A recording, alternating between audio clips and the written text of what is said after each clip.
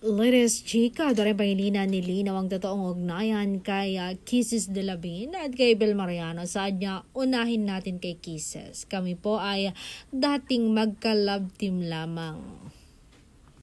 At naging magkaibigan hanggang doon lang. Pero kay Bel Mariano, una ko lang siyang nakita, napasabi na ako ng gusto kong makilala ang babaeng yun.